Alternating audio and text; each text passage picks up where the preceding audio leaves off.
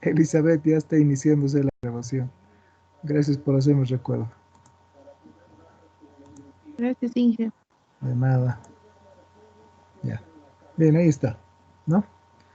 Es la primera imagen que muestro de un sistema de poleas y correa, ¿cierto? Que es aplicado en una bomba, ¿no? Una bomba hidráulica, ¿sí? Como pueden ver ahí están las dos poleas, ¿no? Una, dos y la correa, ¿no? La polea tiene un canal que acá se ve, o una ranura, por lo tanto significa que esta polea no es esta correa no es una correa plana, debe ser una correa trapezoidal o correa en B, que también hay, ¿cierto? Asimismo, una de las poleas, la que está conectada al motor, se conoce como polea conductora, ¿sí? Y la otra como conducida, igual que en los engranajes, ¿no? Engranaje conductor, engranaje conducido, ¿no? O lo que era el piñón, la rueda, ¿cierto? Este es un esquema ya visto desde otra perspectiva, ¿no? Del sistema de poleas, ¿cierto? Las poleas van acopladas en los ejes, ¿no? Que es lo que ha expuesto uno de los grupos. Aquí está justamente una ranura, acá se ven las ranuras para las chavetas o los pasadores, ¿cierto? Los esquemas que a veces muestran los libros, los textos, son esquemas así, como el que ven, simplificados, ¿no? Donde no se ve nada más que dos círculos y dos líneas, ¿no? Los dos círculos representan las poleas y estas líneas inclinadas representan a la correa, ¿no? Generalmente así lo vamos a ver en algún dibujo, ¿no? Y van a indicar el diámetro seguramente de la polea mediante una cota o el diámetro de este, y también van a indicar la distancia entre centros, que es importante para saber el espacio que ocupan y para hacer un posterior cálculo de la longitud de la correa, porque las correas cuando se van a comprar no solamente se compran por el material, o por si es una correa plana o correa trapezoidal o correa en B, sino también por su longitud. Por tanto, hay que saber calcular la longitud de la correa. Una opción que se encuentra a veces en el medio es cambiar el sentido de la polea o del giro, ¿no? Y eso se hace mediante esta conexión, cruzado. Eso es para invertir el sentido, ¿no? ¿Listo? Algunas veces es necesario. Y para no estar utilizando otro elemento que haga ello, pues se conecta la correa cruzada, ¿no? Obviamente, esta correa o banda también le llaman, ¿no? Tiene características y propiedades adecuadas para que pueda cruzarse. ¿Bien? Hay varios tipos de correas. Les muestro aquí 4 de ellos. La primera es una correa trapezoidal, la segunda una correa redonda, una correa plana y una correa dentada, ¿no? Esta parece como si fuera un engranaje, ¿no? Con dientes, ¿no? Las correas tienen diferentes aplicaciones de acuerdo al tipo de trabajo, de acuerdo a la carga que van a mover, ¿no? Ahí en la imagen les muestro, por ejemplo, un sistema de una casetera, que obviamente ahora ya no se utiliza, ¿cierto? Lo que son los cassettes, ¿no? Y aquí está un alternador, ¿sí? También hay una transmisión por correa. Pueden ver acá que la correa tiene unas estrías para mejorar el agarre, ¿no? Con la polea, para que haya una fricción lo suficiente para poder transmitir el movimiento, ¿cierto? Aquí la misma figura para indicarles lo que es la distancia entre centros, ¿no? Y así saber el espacio que van a ocupar las poleas, ¿sí? Cómo van a estar dispuestas, ¿no? La distancia entre centros medida entre los centros de los ejes, ¿sí? Es una distancia horizontal que se mide y está relacionada también con la longitud de la correa, que ya vamos a ver cómo se calcula. Las ventajas del sistema de poleas, bueno, a comparación con los engranajes, el sistema de poleas transmite movimiento, ¿cierto? No transmite fuerza, no solamente movimiento de una a otra. ¿Ya? Una ventaja puede ser que son más fáciles de instalar que los engranajes, ¿no? O más fáciles de desacoplarse también. Desventajas puede ser la fricción, ¿no? Si es que no hay mucha fricción o la correa está desgastada, entonces la transmisión deja de cumplir su función. Esa es una de las principales desventajas en lo que son los sistemas de poleas con correa, ¿no? Que la correa se desgaste y comience a deslizar en vez de rodar, se puede decir, o transmitir el movimiento. ¿Ya? Algunas otras aplicaciones, como pueden ver ahí, ¿no? Igual para aumentar la eficiencia del mecanismo se pueden agregar algunos elementos.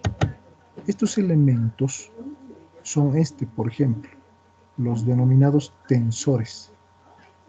No se olvide que cuando, y voy a regresar a una imagen anterior, que cuando ustedes han visto física, han visto este tipo de problemas. Alguna vez les han debido preguntar. Dos poleas están unidas por una correa, calcular la velocidad, etc. Pero ustedes han asumido que ambas correas, es decir, ambos lados de la correa estaban tensos. Sin embargo, eso no es verdad. Realmente, las correas tienen un lado flojo y un lado tenso. ¿Y eso por qué? Porque en el momento en el que se activa el motor, el lado flojo se tensa y comienza a funcionar.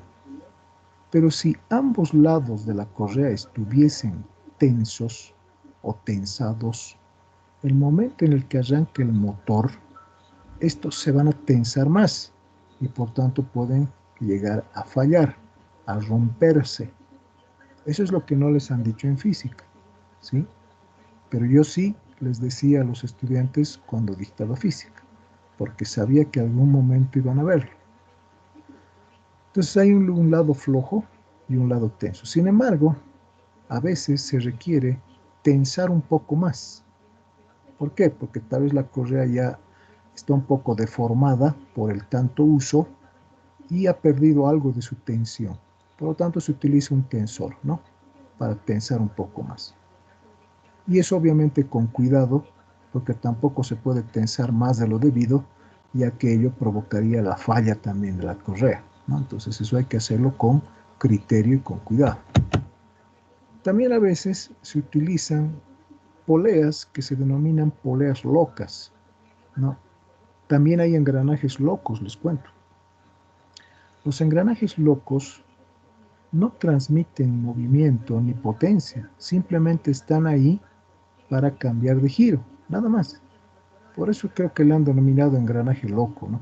Porque no sabe qué es lo que hace ahí, ¿no? Pero ya les digo, sin embargo, sirve para cambiar de sentido de movimiento, nada más. Lo mismo la polea loca, ¿no? Son poleas y engranes que a veces se colocan por la disposición, ¿no?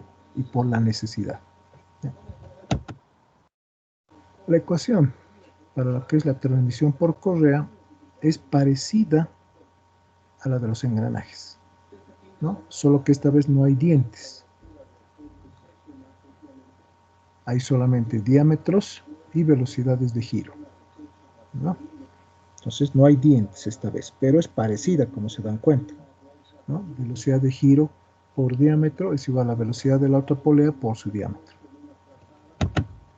Bien, tienen acá en este documento que hoy mismo yo se los voy a compartir en archivos, tienen estos ejemplos, ¿ya? Los van a resolver ustedes por los famosos puntos extras, ¿ya? Para la siguiente clase, que es mañana. Mañana yo voy a revisar y si lo has resuelto bien, voy a asignar una cantidad de puntos que van a servir de extra para sus trabajos ¿no? Es decir, las prácticas o los trabajos que se den, ¿no?, que tengan calificación baja, ¿ya? Entonces hay varios aquí. Este es uno. Bueno, esta imagen es una que les he dejado para que vean lo antiguo, ¿cierto? Esto ya no se utiliza, jóvenes, salvo sea una máquina antigua, bueno, que todavía hay en algunos lugares, donde el cambio de velocidades se hacía mediante poleas, ¿no? Entonces el que operaba esto tenía que saber cuál es la combinación de poleas para obtener cierta velocidad. Obviamente, si es que la máquina era de segunda mano, no había pues ninguna ayuda, entonces el encargado tenía que medir el diámetro de las poleas, ¿no?, y hacer sus cálculos. Sin embargo, si la máquina todavía está bien conservada, tiene una placa que ustedes ven aquí, al frente, en la tapa. Y en esa placa están las combinaciones de poleas para obtener determinada velocidad de salida.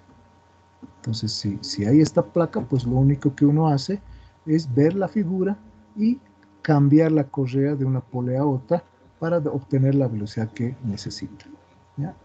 Sin embargo, como les digo, muchas máquinas con el tiempo y bueno, con el descuido también de los operarios, pues pierden esta ayudita, ¿no?, esta plaquita, ¿no?, o está desgastado o ya está borrosa, ¿ya? Entonces, eso siempre hay que saber, porque puede ocurrir que ustedes lleguen a un lugar donde la máquina es de segunda mano o la máquina es antigua, ¿no?, y hay que conocer, ¿no? Hay que conocer, ¿sí?, hasta para poder inspeccionar falla o por qué ha fallado, qué es lo que hay que lubricar, qué es lo que hay que mantener, etcétera, ¿no? Porque algunas veces yo he visto que ingenieros industriales se dedican al mantenimiento, ¿no? Para ello, obviamente, ustedes creo que tienen una asignatura de mantenimiento. Sin embargo, mantenimiento tampoco es para unas cuantas clases, ¿no?, sino también es una materia, una asignatura de un semestre por lo menos, mantenimiento. Acá tienen otro problema que igual van a resolver ustedes para la siguiente clase, que hay otro. Y también tienen una autoevaluación con respuesta, ¿no? ¿Eso para qué? Para que ustedes puedan leer la pregunta y tal vez, sin necesidad de ver la respuesta, puedan ir contestando, ¿no?, y comprobar con la respuesta que está ahí, ¿cierto? Yo les estoy proporcionando la respuesta. Pueden hacerlo así, leer la pregunta, las opciones y contestar, ¿no?, y luego ver la respuesta, ¿no? Tienen varias de esas para que puedan hacer un repaso. ¿Listo? Bien, lo que voy a hacer a continuación es resolver un ejemplo de poleas y correas para que vean las ecuaciones y la forma en la que se realiza el cálculo. Ya, dejo de compartir esto.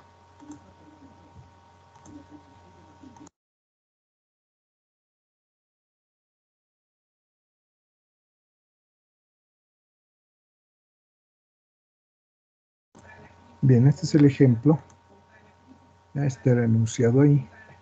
Y dice, la disposición de una conducción por correa de cuero transmite 15 kilowatts de potencia, tal como se muestra en la figura. La distancia central entre las poleas es 2 veces el diámetro de la polea mayor. La polea operará a una velocidad de 20 metros sobre segundo y el esfuerzo en la correa no debería exceder los 2,25 megapascales. La densidad del cuero, que es el material de la correa, es igual a 0,95 gramos sobre centímetro cúbico y el coeficiente de fricción es 0,35. El espesor de la correa es 5 milímetros. Calcular los diámetros de las poleas, la longitud y el ancho de la polea y las tensiones en la correa. Acá en el inciso C se va a comprobar que hay dos tensiones diferentes. Uno es el lado tenso y el otro es el lado flojo, ¿ya? No se olviden eso, jóvenes, no se olviden.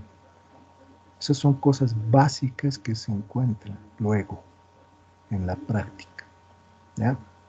Alguna vez también yo ya le he dicho al docente de tiempo completo, y se lo voy a repetir eso a la actual docente de tiempo completo, ya, el ingeniero Kenta, que ingenieros industriales están yendo a trabajar al teleférico, ¿ya? Y algunos de ellos se están haciendo cargo de la parte de lo que es la transmisión del movimiento. Y ahí se encuentran poleas, cables, ¿ya? Bien, datos anotaremos. La potencia, 15 kilowatts. Luego se tiene la velocidad, que es 20 metros sobre segundo. Luego otro dato sería la distancia entre centros, que es C mayúscula, es igual a 2 veces el diámetro mayor, o el diámetro de la polea mayor. El factor de fricción en F minúscula, 0,35. El espesor,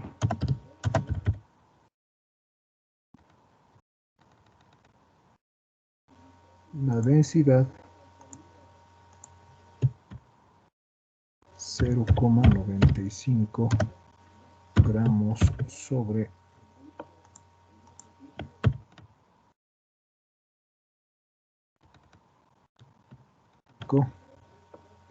y el esfuerzo que no se debe exceder o sobrepasar, sigma 25 megapascales. Bien. Primer paso es calcular el diámetro, ¿no? El diámetro. Y para ello se utiliza la siguiente ecuación. La velocidad lineal es igual a pi por el diámetro por la velocidad de rotación dividido entre 60 por 1000. Ecuación que contempla factores de conversión, ¿cierto? 60 para lo que es minutos a segundos y 1000 para lo que es metros a milímetros. Por tanto, se despeja el diámetro, que va a ser igual a, ustedes despejan, va a ser igual a 60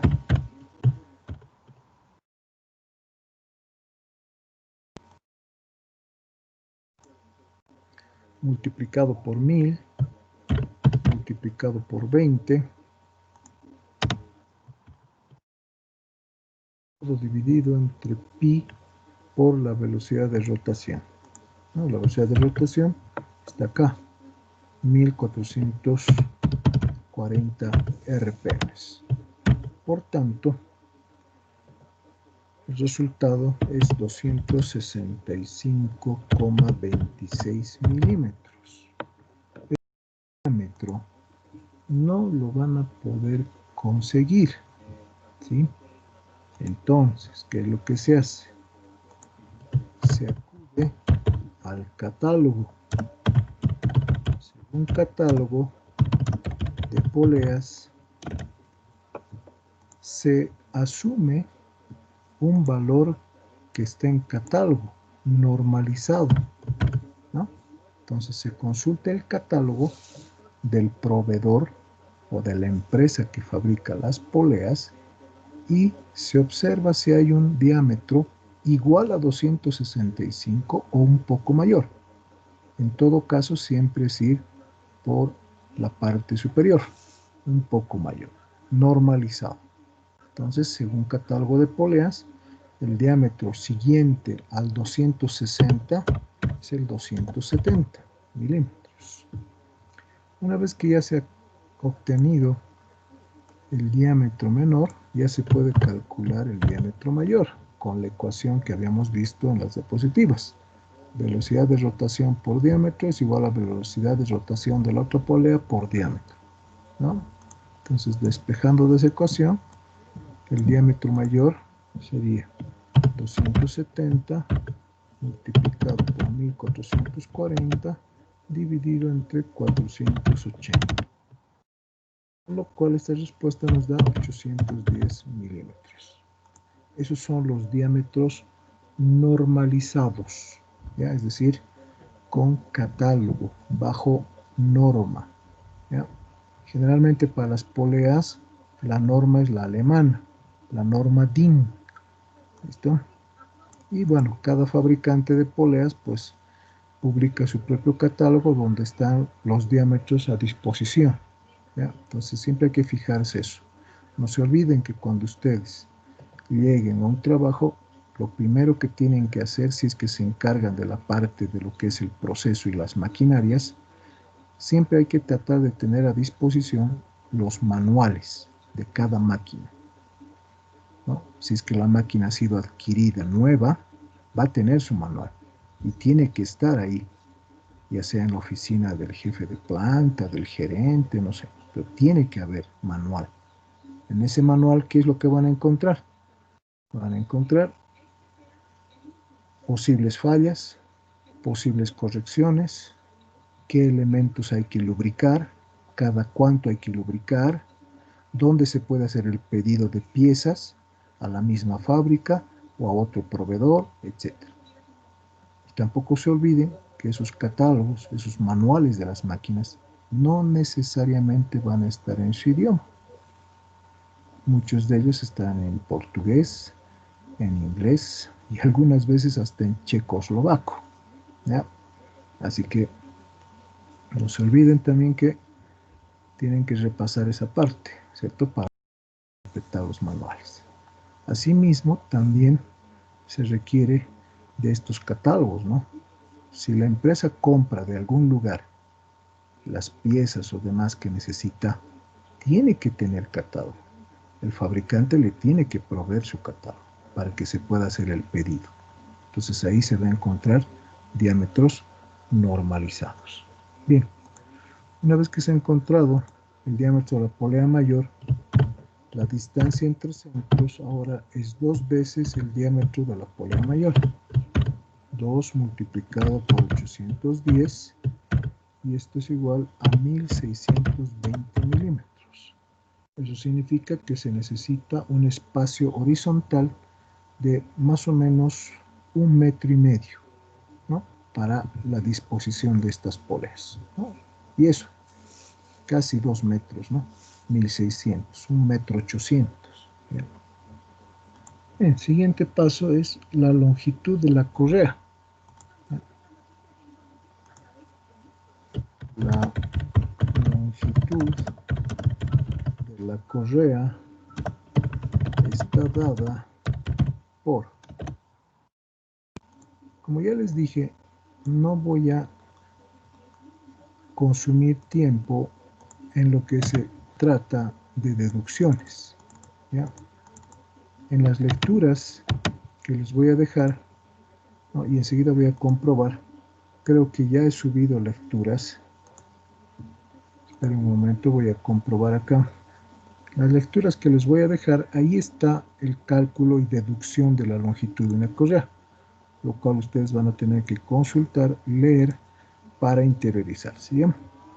Por cuestión de tiempo yo no voy a hacer eso, no voy a deducir.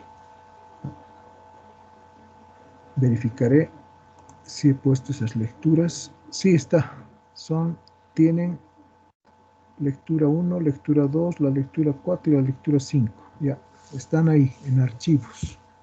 Entonces ustedes pueden leer y ahí se van a enterar de cómo se deduce.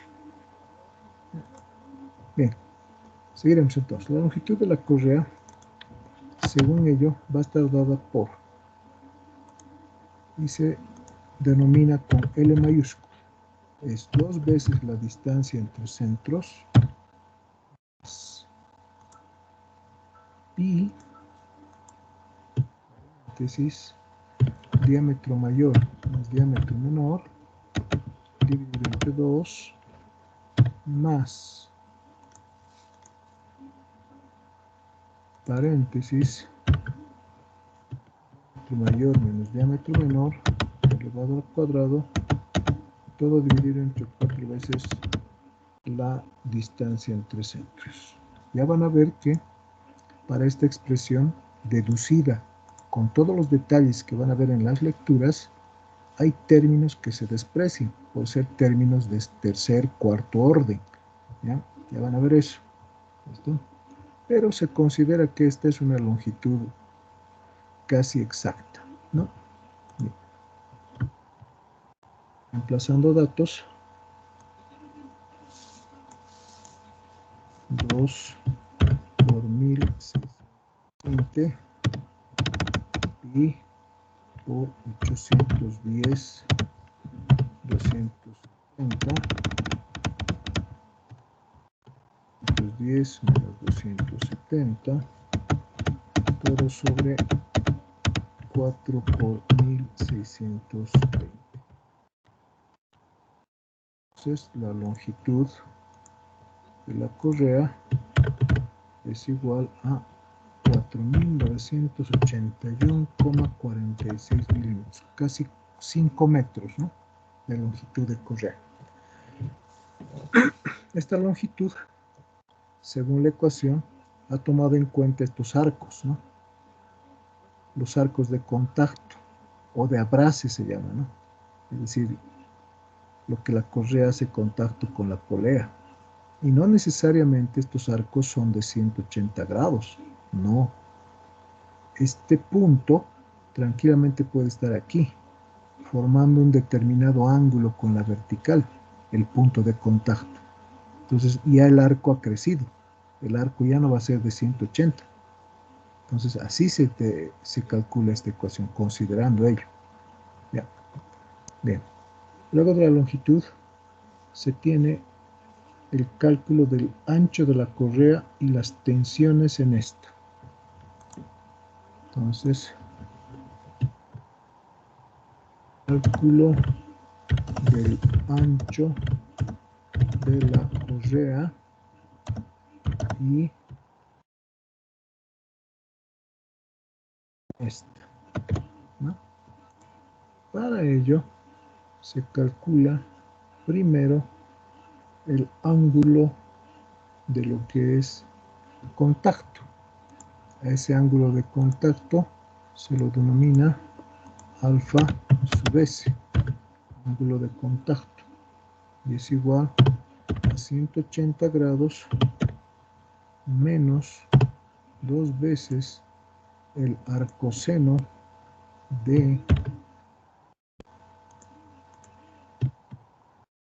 mayor menos de menor sobre 2 veces la distancia entre centros.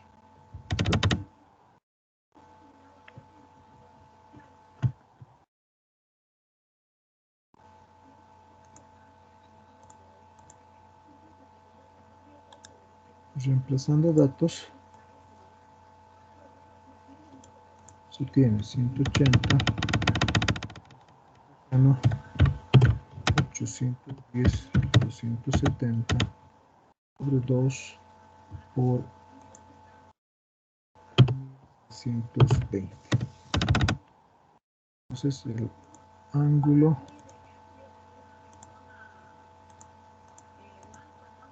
de abrace, el ángulo de contacto, 160,8 grados, o su equivalente 2,81 radianes.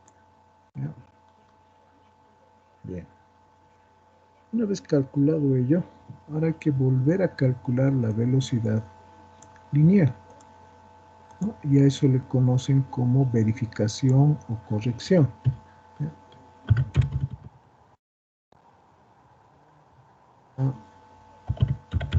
Velocidad lineal. Entonces, se aplica la ecuación que aquí al principio he escrito,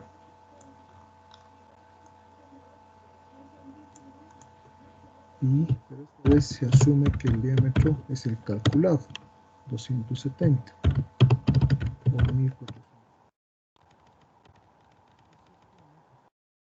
Ahora es 20,36 metros sobre segundo. Se está verificando que de acuerdo a lo que se ha escogido de catálogo, 270, no se ha modificado considerablemente la velocidad proporcionada en el enunciado. ¿Listo?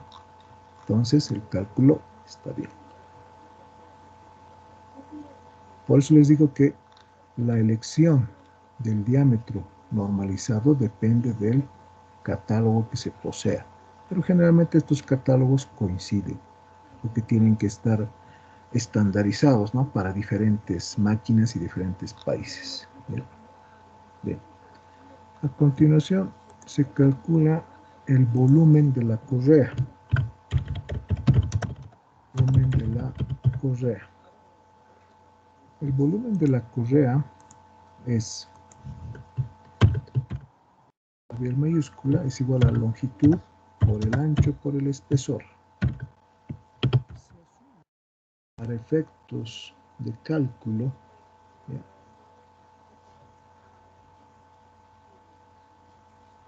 un metro, ¿listo?, o 100 centímetros. Eso también es igual a una recomendación de los manuales, ¿ya? Entonces, el ancho se lo expresa en centímetros, por eso está el factor de conversión, y los milímetros del espesor también, ¿no? 5 décimos. Luego se conoce también que la masa es igual a densidad por volumen. Esto es igual a densidad, que es 0,95 por 100 multiplicado por B décimos multiplicado por 5 décimos, ¿no?, y factor de conversión 10 a la menos 3 para llevarlo a kilogramos, ¿ya?, porque esto va a estar en gramos, ¿no? Bien, entonces llevamos a kilogramos y multiplicamos por un factor de conversión de 10 elevado a la menos 3. Resultado de esto, 4,75 por 10 a la menos 3, 10 a la menos 3 unidades, kilogramos sobre metro. ¿Por qué? Porque no se conoce todavía el ancho B, ¿no? Luego se calcula un término que se encuentra en lo que es la fuerza centrífuga, que es el término masa por velocidad al cuadrado. Masa por velocidad al cuadrado es igual a 4,75 por 10 a la menos 3 B por 20,36. Esto es igual a 1,97 B. También se calcula este otro término, que es un exponencial, E elevado a la alfa por F, de alfa es el ángulo de contacto y F el factor de fricción.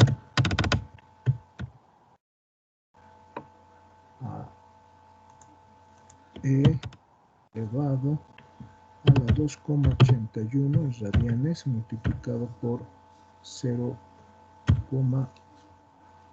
el factor de fricción es 0,35.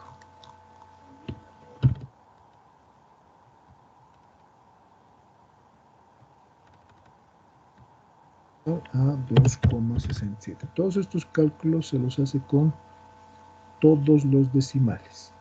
Por tanto, hay que ir guardando cada uno de ellos, ¿no? En memoria. Bien.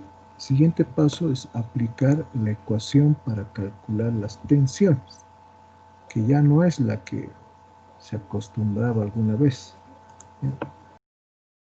Ahora, este toma en cuenta el término masa por velocidad al cuadrado.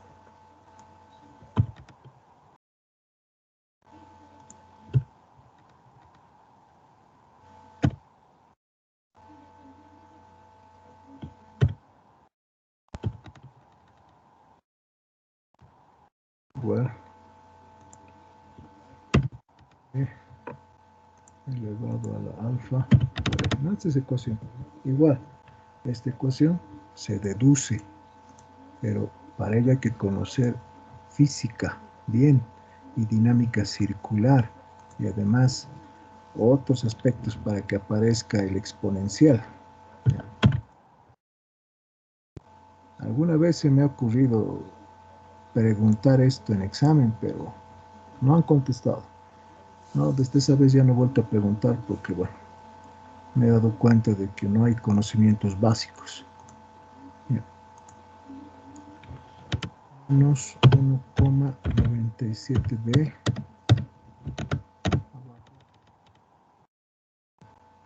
97b y esto es a 2,67. Listo. De esta ecuación se puede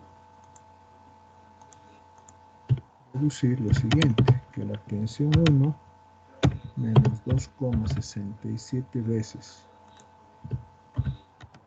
2 más 3,29b es igual a 0. Y esta es la ecuación 1. Listo. Luego, también se sabe que el esfuerzo es fuerza sobre área. Esfuerzo es igual a fuerza sobre área. ¿Pero qué fuerza? La tensión en la correa. De esta ecuación se obtiene que para la tensión en la correa, la tensión 1 es igual a sigma multiplicado por área. Sigma es 2,25 megapascales. El área era 5b, es el área transversal de la polea. Cuidado, espesor por ancho. Y esto es igual a 11,25 veces b. Y esta sería la ecuación número 2.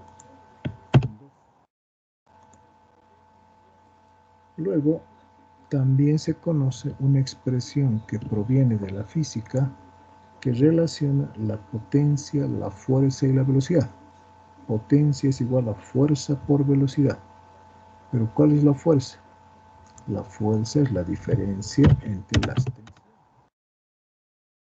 mayor menos es igual a la potencia. El 1000 es factor de conversión de kilowatts a watts dividido entre la velocidad lineal, ¿no? Una expresión de física. 1000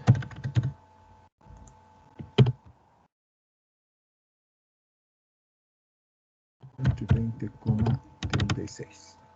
Por tanto, acá se tiene otra ecuación. 1 2 es igual a 736,74 newtons. Y esta sería la ecuación número 3. Resolviendo las ecuaciones 1, 2 y 3, en las ecuaciones 2 y 3 tiene lo que el problema pedía. El ancho de la polea es igual a 127,02 milímetros, cuyo valor estandarizado y de catálogo es 130 milímetros. La tensión 1 igual a 1428,98 newtons y la tensión 2 es igual a 602,26 newtons. Como se dan cuenta, hay un lado tenso y hay un lado flojo, ¿no? Lo cual se ha comprobado con los cálculos. ¿Listo? Bien. Esto les voy a compartir con la captura de imagen. Lo voy a subir igual a la sección de archivos. ¿Ya? Dejo de compartir. Y a continuación les voy a mostrar ahora lo que es los siguientes elementos de máquinas, que son los rodamientos, también conocidos como cojinetes en algún momento o en algún otro libro. ¿Ya? Estos elementos sirven de soporte para los ejes. El grupo que le ha tocado ejes ha tenido que ver eso, por lo menos de pasado, o tal vez leyendo, ha tenido que ver eso, ha tenido que encontrarse con la palabra rodamientos o cojinetes. Por eso les he pedido que expongan esos temas, porque estaban relacionados con los elementos de máquinas. Cuando se calcula un eje, lo primero que hay que hacer es saber qué fuerzas actúan sobre el eje. Y no necesariamente actúan fuerzas transversales. Pueden actuar fuerzas axiales y radiales. Por lo tanto, el cojinete tiene que soportar ese tipo de fuerzas. Tiene que soportar fuerzas axiales, radiales y de empuje. De acuerdo a ello, los cojinetes se clasifican en diversos tipos. ¿Ya? Asimismo, los cojinetes se lubrican. Hay algunos que son autolubricantes, ¿sí? Y esa es una teoría aparte, se llama la teoría hidrodinámica de lubricación, ¿sí? Eso es diferente, eso es aparte, ¿no? Es una teoría. ¿Ya? Bien. Los rodamientos, entonces, se fabrican para soportar, como les dije, ¿no? Cargas axiales, o sea, puramente radiales. Cargas de empuje axial, puramente axial, o combinación de estas, ¿no? Además, en los cojinetes se utiliza la siguiente nomenclatura, ¿no? Aro externo, aro interno, elementos rodantes que se conocen comúnmente como bolas, ¿no? Son las esferitas esas de metal, y el separador. Acá pueden ver una sección de corte de un rodamiento, cojinete, donde se observan las esferas, el separador, las pistas, los hombros, radio de la esquina, el anillo exterior, interior, los diámetros interior, exterior. Todos estos valores se encuentran también normalizados, tabulados. ¿Dónde? En los manuales de rodamientos. Los manuales de rodamientos, si ustedes tienen curiosidad, hay varios de descarga libre. Por ejemplo, de Finilager, que es una empresa que fabrica y vende rodamientos, de la SKF, S mayúscula, K mayúscula, F mayúscula, SKF, y bueno, hay de otras, ¿no? Por lo que yo sé, acá a Bolivia llegan SKF, Finilager y uno más, que no recuerdo ahora. ¿Ya? Entonces, cada uno de ellos tiene catálogo, y en sus catálogos están estos valores para cada tipo de rodamiento, ¿no? Los rodamientos están clasificados mediante código numérico, por ejemplo, 60-112, ¿no? Esos números significan, un par de ellos significa el diámetro exterior, por ejemplo, ¿no? Y los otros, bueno, simplemente el número de catálogo. Ya. Bien. Entonces, ¿cuáles son los tipos de rodamientos con los cuales uno se puede encontrar o puede elegir en su momento, ¿no?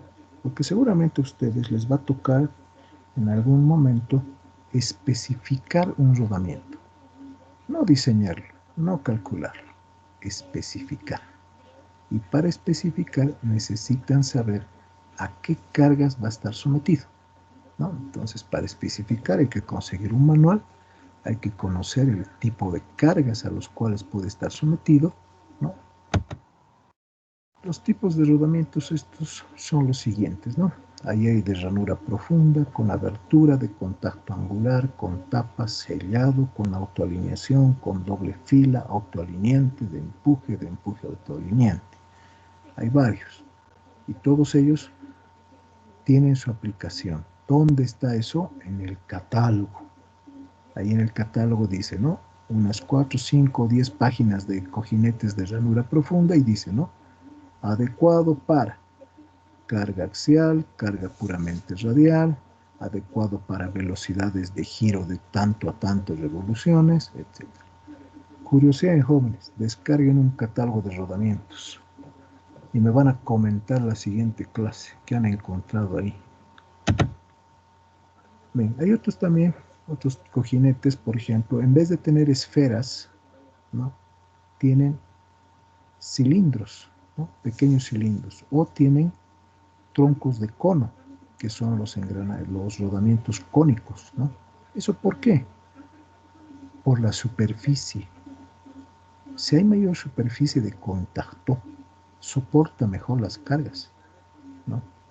Obviamente el más común que se utiliza es el rodamiento de esferas, pero para algunas aplicaciones, dependiendo de la carga, se utilizan estos, que son los troncocónicos o los cónicos, por la superficie lateral. La superficie lateral es mayor que la de una esfera. ¿Ya? Lo mismo hay estos otros, que son los de agujas, los cónicos son de ordinarios y los cónicos de amplio contacto angular. Bien, les dejo algo más de texto. ¿Cómo se sabe si un rodamiento ya ha cumplido su función? Con el cálculo de la duración o vida útil. Y eso está en función de las revoluciones o el número de horas de giro, ¿no? Se puede calcular eso. ¿Quién lo ha normalizado? ¿Quién lo ha publicado? Es la AFBMA, ¿no? La Asociación de Constructores o Fabricantes de Rodamientos Antifricción. ¿Listo? Y la vida mínima, ¿no? Y la vida, que es decir, la vida útil, lo han denominado como L sub 10. ¿Ya? De calcular mediante esta ecuación. Esta ecuación la van a encontrar en los catálogos. Descarguen, jóvenes, descarguen. Vean hoy día, mañana les voy a preguntar qué han encontrado en el catálogo de rodamientos, qué información. ¿Ya? Esta ecuación en algunos catálogos está, ¿no? Donde ese coeficiente K, ese exponente K, vale 3 para rodamientos de esferas, vale 10 tercios para rodamientos de rodillos. Asimismo, se calculan las cargas estáticas, las cargas dinámicas, que también en algunos catálogos están tabuladas de acuerdo al rodamiento, ¿no? Eso es verificar el cálculo, ¿no? Si digamos yo obtengo mediante la ecuación 1600 y la carga estática según catálogo es 1605, entonces está bien, ¿no? Puede servir, ¿no? De esa manera se procede. ¿Ya? Mañana, siempre y cuando ustedes hayan consultado el catálogo, hayan descargado, mañana les voy a indicar, ¿no? Brevemente cómo se utiliza. Vida útil del diseño, ¿no? También se puede calcular la vida útil en función a las revoluciones, a la carga, ¿cierto? Esto simplemente es para convertir a millones de revoluciones, ¿ya? Y también hay otra forma de calcular esta vida útil con la multiplicación de la velocidad de giro y las horas. Eso también está en los libros, en algunos catálogos, ¿no? Con esto se puede saber cuál es su vida útil, ¿no? En revoluciones o en horas. También se pueden seleccionar los rodamientos mediante ecuaciones, ¿no? Por ejemplo, esta es una, la carga equivalente. La carga equivalente es igual a un factor por la carga radial, ¿no? Eso es cuando el rodamiento solo soporta cargas radiales, ¿no? Pero también se puede calcular una carga equivalente cuando el rodamiento soporta carga radial y carga axial. Y aquí se tienen dos factores, X, Y y B. X, Y están tabulados. Por tanto, si no caen los valores de X y Y en la tabla, hay que interpolar. Y eso requiere también tiempo. ¿ya? Por eso yo les digo, no se les va a preparar para diseñadores, ¿ya? Simplemente para que sepan. La empresa que les he mencionado, que es la SKF, S mayúscula, K mayúscula, F mayúscula, junto con su catálogo, publica un programa para cálculo de rodamientos. Ese programa simplemente a uno le pide la carga, qué cargas va a soportar el rodamiento y algún dato más, y le hace el cálculo y la selección más todavía. Le dice tales rodamientos son los aconsejados. ¿Ya? Entonces existe ya la posibilidad, jóvenes, para poder especificar, pero para ello tienen que conocer pues qué tipo de carga, ¿no? Si no conocen eso, el programa no sirve de nada. Veamos ahora la siguiente parte que dejo de compartir. Un momento.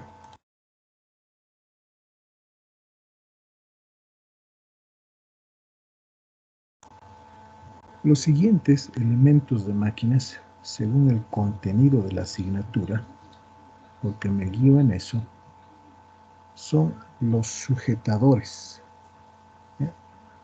Es decir, los tornillos, los pernos, los remaches. Y para eso voy a compartir la presentación de esa parte. Con respecto a los sujetadores, que en este caso son sujetadores roscados, los que vamos a ver, estos sujetadores roscados, como son los tornillos, los pernos, también están normalizados, ¿no? El objetivo es unir dos piezas, ¿no? O dos partes, mantenerlas firmemente unidas, ¿no? Pero para ello hay que conocer sus componentes, ¿no? Por ejemplo, sobre un eje cilíndrico, sobre un cilindro, se envuelve una hélice y esa es la rosca, ¿no? Es una hélice que se ha envuelto, que posteriormente recibe el nombre de filete, ¿no? Por tanto, pueden haber roscas de todo tipo. Asimismo, también se encuentran entre las partes básicas el cuello, la rosca, la cabeza, la tuerca, ¿no? Y el tornillo. Y con una vista ampliada, como se observa acá, se ve el filete, ¿no? El filete. Esto también llamado hilo. En el sistema inglés, por ejemplo, los tornillos se designan por hilos por pulgada. Hay tornillos de unión, hay tornillos pasantes, hay espárragos, hay tornillos autorroscantes, hay tornillos prisioneros. Las uniones atornilladas, ¿no? Se llevan a cabo mediante piezas denominadas tornillos, ¿no? Otras uniones mediante los pernos que están acompañados de una tuerca y una arandela, eso para mejorar la unión, ¿cierto? Se asume también que generalmente en las uniones una estimación para el diámetro del tornillo o el remache es igual a la raíz cuadrada de 5 veces el espesor de la chapa menos 0,2. Eso simplemente es una estimación. El fabricante, el constructor, pues ya determinará cuáles son los valores estandarizados, ¿no? Pero esto es una estimación para cuando no se tiene algún manual, ¿no? Y uno dice, yo quiero unir dos planchas que tienen 1 centímetro de espesor. Entonces reemplaza acá 5 por 1 es 5, raíz de 5 menos 0,2 y ese va a ser el diámetro de tornillo que necesite. Mínimo, ¿no? Puede poner un poquito más, eso sí, pero no menos. Aquí hay otra imagen de pernos, ¿no? Hay un perno pasante, hay un perno que no pasa, ¿no? A esto se denomina agujero ciego, porque el agujero no traspasa las piezas, ¿no? Aquí hay otro que, como no tiene cabeza, esto es una tuerca, como no tiene cabeza, ¿no? A veces le llaman birlo. Aquí hay otra imagen donde se les muestra igual diferentes tipos con diferentes cabezas, ¿no? Aquí otros tornillos que alguna vez han debido ver ustedes, ¿cierto? Que son tornillos de carpintería. Y acá están los tipos de roscas, que también es importante conocer.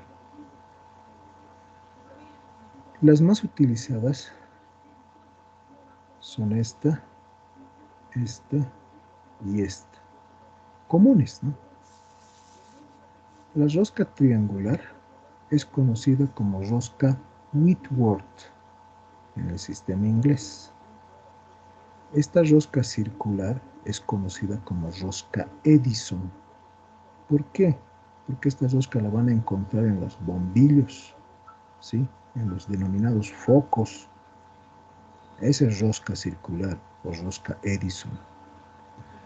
La rosca cuadrada y la trapecial la van a encontrar en tornillos de potencia.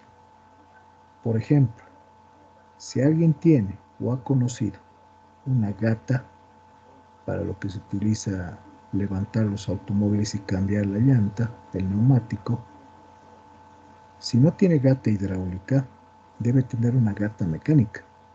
Y esa gata mecánica tiene un tornillo, y ese tornillo tiene rosca cuadrada o trapecial. ¿Por qué? Porque necesita elevar un gran peso. Por tanto, tiene que ser una rosca resistente. Por eso se llaman roscas de potencia. Y los tornillos se llaman tornillos de potencia. ¿Ya? Bien. Otra característica también entre las roscas es que hay roscas derechas y roscas izquierdas. Asimismo, hay rosca sencilla, rosca doble. Para distinguir una rosca derecha, lo que tenemos que hacer es mirar al tornillo, colocarlo en nuestra palma de la mano o en una mesa y ver hacia dónde están inclinados los filetes, ¿no? Si los filetes están inclinados hacia el lado de nuestra mano derecha, la rosca es derecha. Si los filetes están inclinados hacia el lado de la mano izquierda, la rosca es izquierda. Pero ¿por qué hay dos? ¿Por qué no solamente rosca derecha? ¿O por qué solamente rosca izquierda? Hay rosca derecha para algunas aplicaciones. Sin embargo, la rosca izquierda, como se ajusta al revés, la rosca izquierda, por si acaso, no sigue la regla de la mano derecha. La rosca derecha sí. La rosca izquierda se utiliza para sujetar partes en máquinas que vibran demasiado, porque la vibración hace que se vaya aflojando el tornillo. Entonces, para que no se afloje, se utiliza rosca izquierda. Y cuando la máquina vibra, ¿no?, la rosca se ajusta en vez de aflojarse. ¿No? Pueden comprobarlo aquellos que todavía tienen, ¿no?, la conexión de su cocina mediante manguera a una garrafa. La rosca es izquierda. Traten de ajustar según la regla de la mano derecha. No pueden. Si giran al revés, sí, ajusta. Rosca izquierda. Comprueben, jóvenes, comprueben. Las principales entidades que normalizan son la ISO, la UNE, que es la española, la DIN, la alemana, y la GOST, que es la rusa. Muy rara vez se hace mención a la francesa, a la de Inglaterra, a la de Italia y a la de América, ¿no? Muy rara vez. Principalmente son la ISO, la UNE y la DIN. ¿Ya? La GOST, muy rara vez también, ¿ya? Más que todo en Rusia, ¿no? Pero las más conocidas y divulgadas son la ISO, la UNE y la DIN. ¿Ya? Un ejemplo de designación es el siguiente, ¿no? M20 por 2 por 60 por TO DIN 960 MG 8.8. ¿Qué significa todo esto?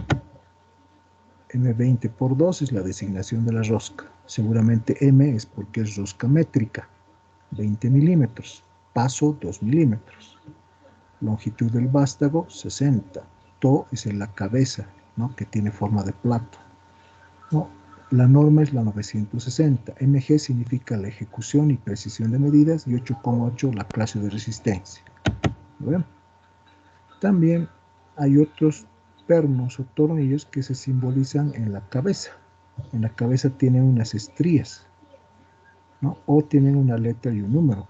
Esta normalización es según la SAE o la ASTM. Según las estrías también nos indica qué grado es. Grado 5, grado 6, grado 3, y nos indica también el material, ¿no? El tipo de acero. Bien, esta es una imagen de algunas partes también extras. Esta es una designación de la rosca métrica, una designación de la rosca americana o Whitworth, 3/4 de pulgada, 10 hilos por pulgada, ¿no?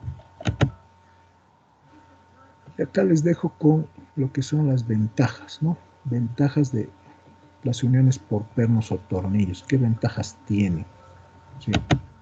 Acá las desventajas que tienen respecto a lo que son los remaches, por ejemplo, o la soldadura misma, ¿no? Porque la soldadura también nos sirve para unir dos piezas. Y lo importante ahora, ¿no? Las formas de falla. ¿Qué formas de falla ocurren en las uniones por sujetadores? Existe falla por flexión, falla por corte puro, falla por tracción, falla por aplastamiento o compresión, falla por desgarramiento, falla por efectos combinados de corte puro y corte torsional, y falla por corte combinado de corte y tracción. De toditas estas, las tres que se van a desarrollar en esta asignatura y que por comentarios y experiencias de sus compañeros que ya han egresado y que han necesitado alguna vez son corte puro, tracción y aplastamiento. ¿Ya?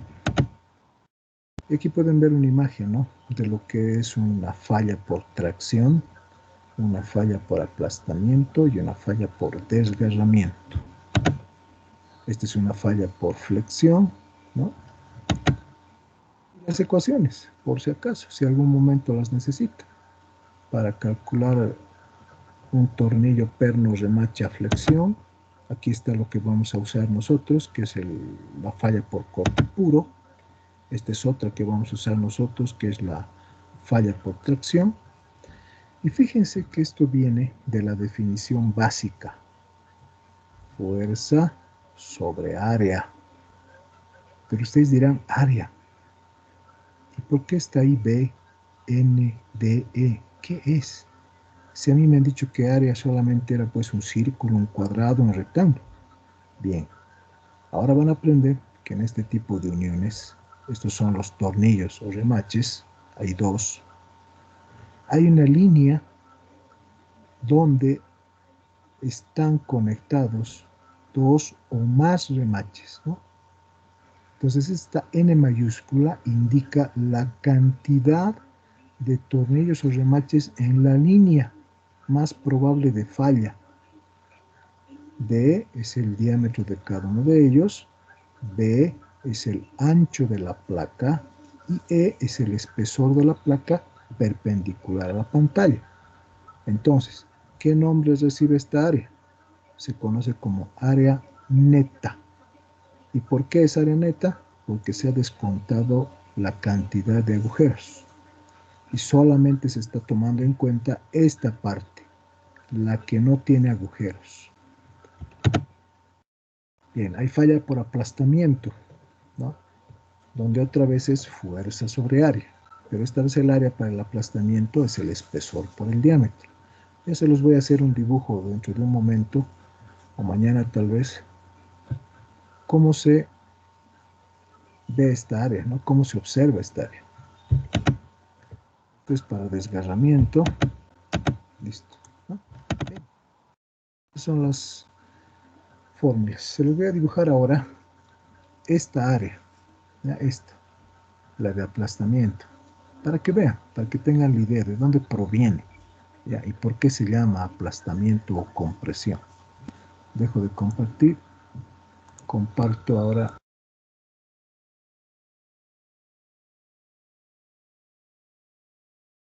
Compartir la pizarra, ¿ya?, de nuevo. Bien, Entonces, voy a hacer el dibujo de eso, ¿ya? Pero no voy a hacer así visto de frente, porque ahí no se observa el área de aplastamiento. Lo voy a hacer así, que es la mejor manera en la que se puede ver.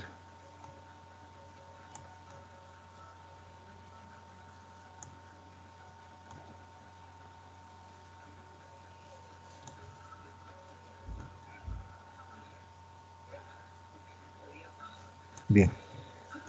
Supongamos entonces que yo he hecho un corte acá, transversal, justo en la línea de falla. Acá en esta línea, en esta que estoy resaltando, están los agujeros para los remaches o los tornillos. Vamos a suponer que hay dos orificios. Para ello, voy a hacer la curva, ¿no? ¿Ya?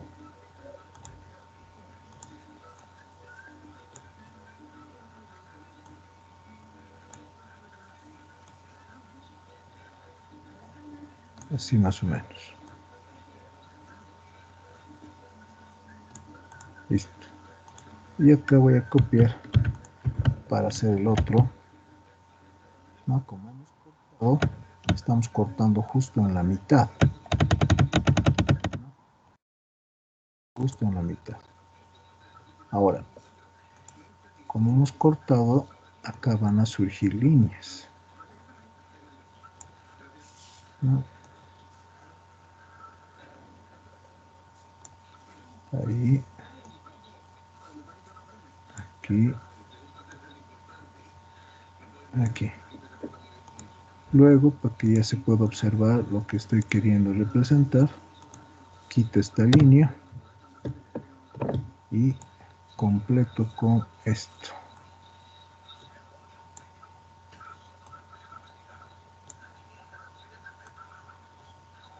Así, ¿ve?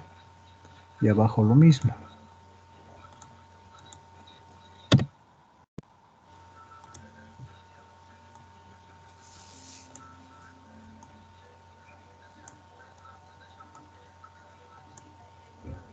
Ahora ya se han dado cuenta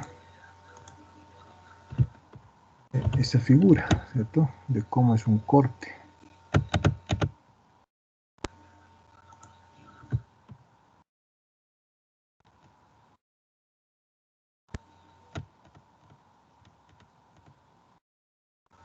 ¿Listo? ¿No? Ahí está. Son medios cilindros los que han quedado aquí, al haber hecho el corte. Entonces, cuando uno observa de este lado, de aquí, cuando uno mira de este lado, ¿qué es lo que ve proyectado en un plano acá, al frente? Si yo miro este medio cilindro, en un plano que está acá al frente, veo un rectángulo, ¿no? Entonces, ahí, veo un rectángulo. No se olviden que esos son conceptos de dibujo, ¿no? Han debido ver ustedes avanzar proyecciones. Cuando yo proyecto un cono sobre un plano vertical, veo un triángulo. Cuando proyecto una esfera, veo un círculo, ¿ya? Cuando proyecto un cilindro, veo un rectángulo. Entonces, si la placa tiene espesor E y el diámetro del orificio es D, ¿cuál sería el área de este rectángulo que estoy viendo proyectado? Altura E, C, el diámetro, pues. Por tanto, ¿cuál es el área de aplastamiento? Base por altura.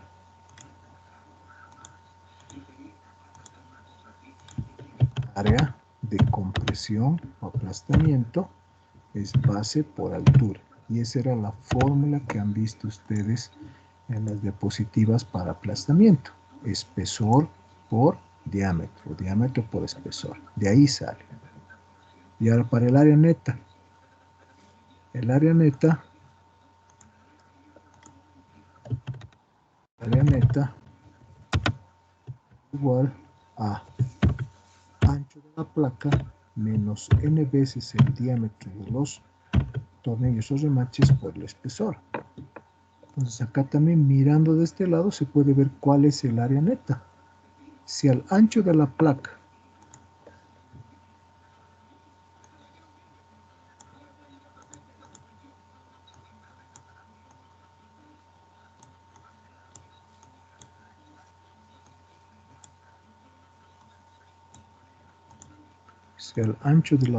que es B, ¿no? Le quito la cantidad de orificios, o sea, del diámetro de orificios, aquí hay 1, 2, ¿no? Porque hay 2 orificios, me queda esta, esta y esta. Y si lo multiplico por el espesor, me da el área de este rectángulo, de este rectángulo y de este rectángulo. Ese es el área neta, ¿no? Entonces, por eso se dice que cuando hay tracción, el material puede fallar acá, aquí, aquí o aquí. Ahí se puede romper porque está débil. Mientras más perforaciones hay, más débil son estas partes. Y en este caso, ¿qué es lo que sucede cuando hay aplastamiento? Que el orificio se ensancha, ¿no? Este orificio ya deja de ser circular, se vuelve elíptico o de alguna otra forma, ¿no? Y ya comienza a aflojarse el tornillo o el remache. Muy bien. Mañana ya tenemos ejemplos y problemas sobre esto, señoritas y jóvenes, y muy probablemente una práctica de aula mañana. Ya, así que prepárense. ¿Hay alguna pregunta?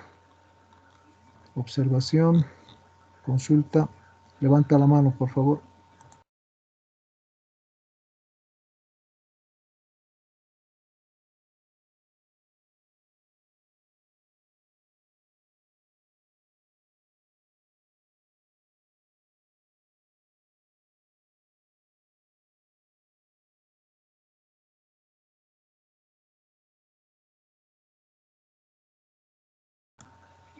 Bien, si no hay preguntas, entonces, hasta mañana.